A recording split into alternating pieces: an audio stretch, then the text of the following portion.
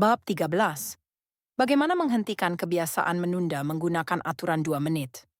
Oleh banyak orang, Twyla Tharp dipandang sebagai salah seorang penari dan koreografer paling hebat pada zaman modern. Pada 1992, ia dianugerahi beasiswa MacArthur, yang sering disebut Genius Grant, dan menghabiskan sebagian besar kariernya berkeliling dunia untuk mempertunjukkan karya-karya aslinya. Ia juga menyebut sebagian besar kesuksesannya adalah berkat kebiasaan sehari-hari. Saya memulai tiap hari dalam hidup dengan ritual, tulisnya. Saya bangun pukul 5.30 pagi, mengenakan baju olahraga, penghangat kaki, baju hangat, dan topi. Saya berjalan keluar dari rumah saya di Manhattan, memanggil taksi, dan memintanya mengantar saya ke Pumping Iron Gym di 91 Street dan First Avenue, tempat saya berolahraga selama 2 jam. Ritual saya bukan peregangan dan angkat beban yang saya kerjakan tiap pagi. Di sasana kebugaran, ritual saya adalah taksi. Begitu saya meminta sang sopir mengantar saya ke sana, berarti ritual saya sudah terlaksana. Itu aksi sederhana, tapi melakukan hal sama tiap pagi menjadikannya kebiasaan, menjadikannya berulang dan mudah dikerjakan. Kemudahan itu mengurangi peluang saya melewatkannya atau menggantinya dengan hal lain.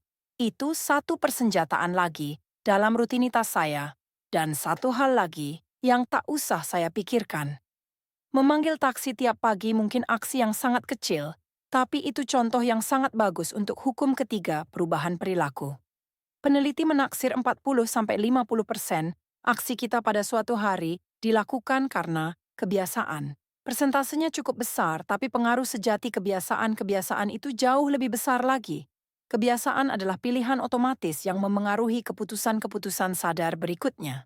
Betul, kebiasaan dapat diselesaikan dalam hanya beberapa detik, tapi kebiasaan juga dapat membentuk aksi-aksi yang Anda kerjakan beberapa menit atau jam sesudahnya.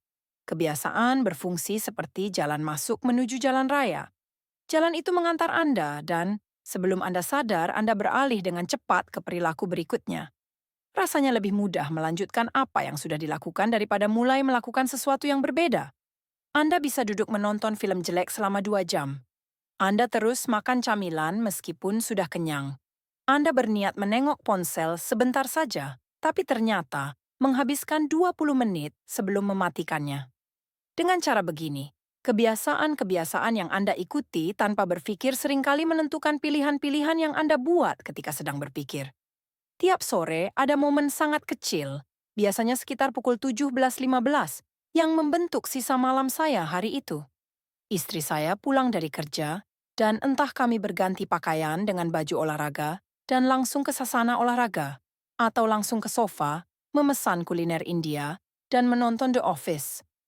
Sama seperti Twyla Tharp yang memanggil taksi, ritual saya adalah berganti mengenakan pakaian olahraga. Kalau saya mengenakan pakaian olahraga, saya tahu olahraga akan terjadi. Segala sesuatu setelahnya, berkendara ke sasana olahraga, memutuskan latihan yang diambil berjalan ke alat latihan beban, menjadi mudah setelah langkah pertama tadi diambil. Setiap hari ada beberapa momen yang memberikan hasil jauh lebih besar. Saya menyebut pilihan-pilihan kecil ini sebagai momen-momen menentukan. Momen ketika Anda memutuskan memesan makanan dari luar atau memasak sendiri. Momen ketika Anda memilih memakai mobil atau sepeda. Momen ketika Anda memutuskan mulai membuat PR atau mengambil konsol video game. Pilihan-pilihan ini seperti menemui jalan bercabang. Momen-momen yang menentukan ini menetapkan opsi-opsi yang tersedia untuk diri sendiri di masa sesudahnya. Sebagai contoh, berjalan ke restoran menjadi momen menentukan karena menentukan apa yang akan Anda makan untuk santap malam. Secara teknis, Anda memegang kendali atas apa yang Anda pesan, tapi dalam pengertian lebih luas, Anda hanya dapat memesan makanan yang ada di menu. Jika berjalan ke restoran steak, Anda dapat memesan sirloin atau ribeye, tapi bukan sushi. Opsi-opsi Anda dibatasi oleh apa yang tersedia. Opsi-opsi Anda dibentuk oleh pilihan pertama. Sesungguhnya, ini masih terasa menakjubkan. Momen-momen menentukan, hari baik. Pilihan buruk, pilihan bagus, pilihan bagus, pilihan bagus, hari buruk. Gambar 14. Perbedaan antara hari baik dan hari buruk seringkali ditentukan oleh sejumlah pilihan yang produktif dan menyehatkan yang diambil pada momen-momen menentukan. Tiap momen seperti cabang di jalan raya, dan pilihan-pilihan ini bertumpuk sepanjang hari, serta akhirnya mengantar ke hasil-hasil yang sangat berbeda. Kita dibatasi oleh kemana kebiasaan mengantar kita. Ini sebabnya sangatlah penting menguasai momen menentukan dalam menjalani hari. Tiap hari terdiri atas banyak momen, tapi sesungguhnya hanya beberapa pilihan kebiasaan yang menentukan jalan yang Anda ambil. Pilihan-pilihan kecil ini bertumpuk masing-masing menentukan lintasan yang Anda ambil pada detik-detik berikutnya. Kebiasaan sama seperti pintu masuk bukan tujuan akhir. Ada taksi, tapi bukan sasana kebugaran. Aturan 2 menit. Bahkan ketika tahu bahwa Anda harus mulai dari yang kecil, mudah bagi Anda untuk mulai dengan terlalu besar. Ketika bermimpi akan membuat perubahan, mau tidak mau Anda dikuasai gairah dan akhirnya Anda berusaha melakukan terlalu banyak dalam waktu terlalu cepat. Cara paling efektif yang saya tahu untuk melawan kecenderungan ini adalah aturan 2 menit yang menyatakan, ketika Anda memulai kebiasaan baru, kebiasaan itu harus dapat dilakukan dalam kurang dari 2 menit. Anda akan mendapati bahwa hampir setiap kebiasaan dapat diubah menjadi versi 2 menit. Membaca sebelum tidur tiap malam menjadi membaca 1 halaman. Berlatih yoga 30 menit menjadi mengambil matras yoga. Belajar untuk kuliah besok menjadi membuka buku catatan. Melipat cucian menjadi melipat sepasang kaus kaki. Lari 3 kilometer menjadi memakai sepatu lari. Gagasannya adalah membuat kebiasaan Anda dimulai semudah mungkin.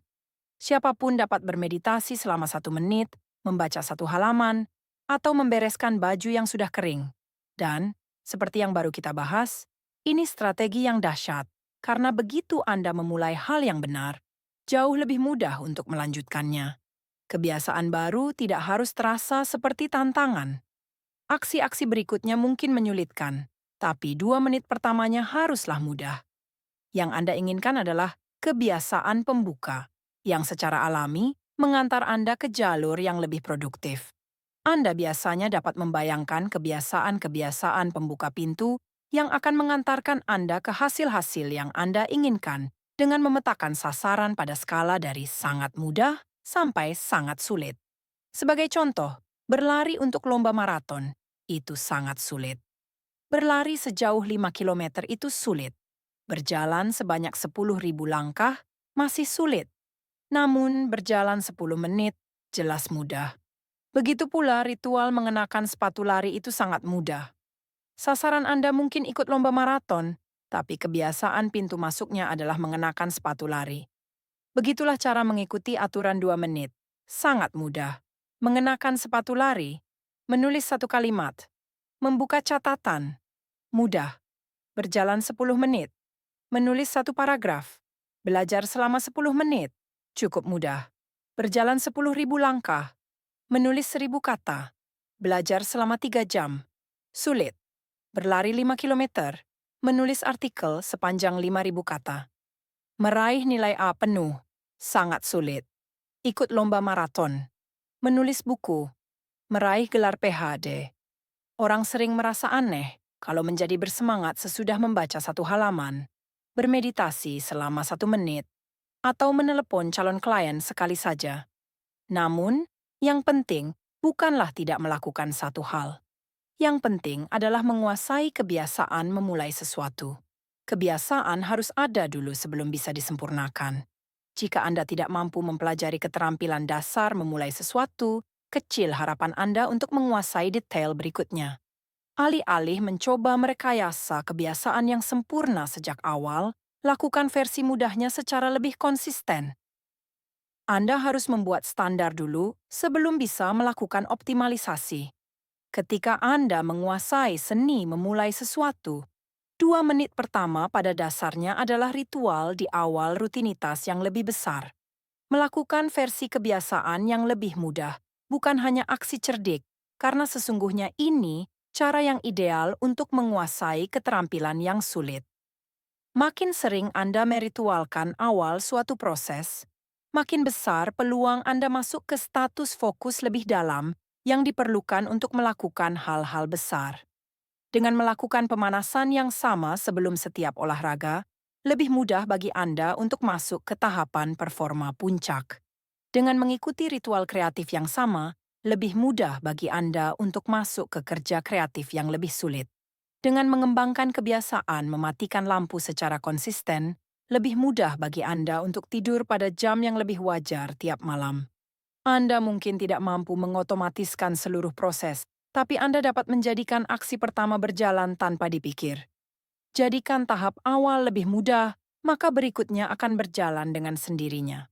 Bagi sebagian orang, aturan 2 menit bisa terkesan seperti trik. Anda tahu, sasaran yang sesungguhnya adalah melakukan lebih dari hanya 2 menit.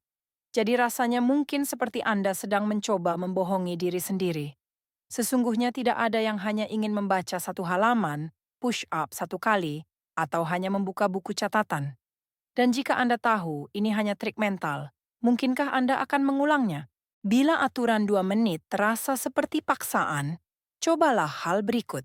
Lakukan selama 2 menit lalu berhenti. Cobalah terus berlari, tapi Anda harus berhenti sesudah 2 menit. Mulailah bermeditasi, tapi Anda harus berhenti setelah 2 menit. Pelajarilah bahasa asing, tapi Anda harus berhenti setelah 2 menit. Aturan ini bukan strategi untuk mulai, melainkan untuk keseluruhan. Kebiasaan Anda hanya dapat berakhir setelah 120 detik. Salah seorang pembaca menggunakan strategi ini untuk menurunkan berat sebanyak 50 kilogram. Awalnya ia pergi ke sasana olahraga tiap hari, tapi dalam hati ia berkata bahwa ia tidak boleh tinggal lebih dari 5 menit. Ia pun pergi ke sasana olahraga, berlatih selama 5 menit, lalu pulang segera setelah waktunya habis. Setelah beberapa pekan, ia melihat ke sekeliling dan berkata dalam hati, "Bagaimanapun, aku akan selalu datang ke sini. Aku mungkin akan tinggal lebih lama." Beberapa tahun kemudian, berat badannya berkurang. Mengisi buku harian menyediakan contoh lain. Hampir semua orang bisa mendapatkan manfaat dari menumpahkan pikiran dari kepala ke kertas, tapi kebanyakan orang menyerah setelah beberapa hari atau menghindarinya sama sekali karena menulis buku harian terasa seperti kewajiban. Rahasianya adalah selalu berada di bawah tahap sebelum suatu kegiatan terasa seperti kewajiban atau beban. Greg McKeown, konsultan kepemimpinan dari Inggris, membangun kebiasaan menulis buku harian dengan secara spesifik menulis lebih sedikit daripada yang ia inginkan. Ia selalu berhenti menulis buku harian sebelum kegiatan itu terasa seperti beban. Ernest Hemingway mempercayai saran serupa untuk menulis apapun. Cara terbaik adalah selalu berhenti ketika Anda merasa baik, katanya. Strategi seperti ini juga berhasil karena alasan lain. Strategi ini memperkuat identitas yang ingin Anda bangun. Jika datang ke sasana olahraga 5 hari berturut-turut, bahkan seandainya hanya selama 2 menit, Anda mengumpulkan nilai untuk identitas baru Anda. Anda tidak mengkhawatirkan bentuk tubuh. Anda berfokus menjadi tipe orang yang tidak pernah melewatkan olahraga. Anda mengambil aksi paling kecil yang menegaskan tipe orang yang Anda inginkan. Saya merancang strategi kebiasaan menulis buku harian khusus agar menulis buku harian menjadi lebih mudah. Isinya meliputi subbab berjudul One Line Per Day yang meminta Anda cukup menulis satu kalimat tentang hari yang Anda lewati. Anda dapat mengetahui lebih banyak di atomichabits.com/journal. Kita jarang berpikir tentang mengubah cara ini karena setiap orang hanya berpikir tentang sasaran akhir. Namun, push-up satu kali lebih baik daripada tidak berolahraga sama sekali. 1 menit berlatih gitar lebih baik daripada tidak sama sekali. 1 menit membaca lebih baik daripada tidak mengambil buku sama sekali. Lebih baik melakukan lebih sedikit daripada yang Anda harapkan ketimbang tidak melakukannya sama sekali. Pada suatu waktu, setelah kebiasaan itu mapan, dan Anda berhasil melakukannya setiap hari, Anda dapat menggabungkan aturan 2 menit dengan teknik yang kami sebut habit shaping, pembentukan kebiasaan untuk mengembangkan kebiasaan Anda ke skala menuju sasaran akhir Anda. Mulailah dengan menguasai 2 menit pertama versi kecil perilaku. Lalu majulah ke tingkat menengah dan ulang prosesnya. Berfokuslah pada hanya 2 menit pertama dan kuasai babak itu sebelum beralih ke tingkat berikutnya. Akhirnya, Anda akan sampai ke kebiasaan yang sejak awal ingin Anda bangun sambil tetap mempertahankan fokus Anda di tempat yang seharusnya. 2 menit pertama. Hampir semua sasaran yang lebih besar dalam hidup dapat diubah menjadi perilaku 2 menit. Aku ingin hidup sehat dan panjang umur. Aku ingin tetap ramping. Aku perlu berolahraga. Aku perlu berganti baju olahraga. Aku menginginkan perkawinan yang bahagia. Aku perlu menjadi pasangan yang baik. Aku harus melakukan sesuatu setiap hari agar hidup pasanganku lebih mudah. Aku harus membuat rencana makan untuk minggu depan. Setiap kali kerepotan mempertahankan kebiasaan, Anda dapat menerapkan aturan 2 menit. Ini adalah cara yang sangat sederhana untuk menjadikan kebiasaan Anda lebih mudah. Contoh pembentukan kebiasaan-kebiasaan. Bangun lebih pagi. Menjadi pemakan sayuran. Mulai berolahraga. Fase 1. Sudah di rumah pukul 22.00 setiap hari. Mulai makan sayuran setiap kali makan. Berganti mengenakan pakaian olahraga. Fase 2. Mematikan semua alat, TV, ponsel, dan sebagainya pada pukul 22.00 setiap hari. Berhenti makan hewan berkaki 4, sapi, kambing, dan sebagainya. Berjalan keluar rumah, mencoba berjalan-jalan. Fase 3.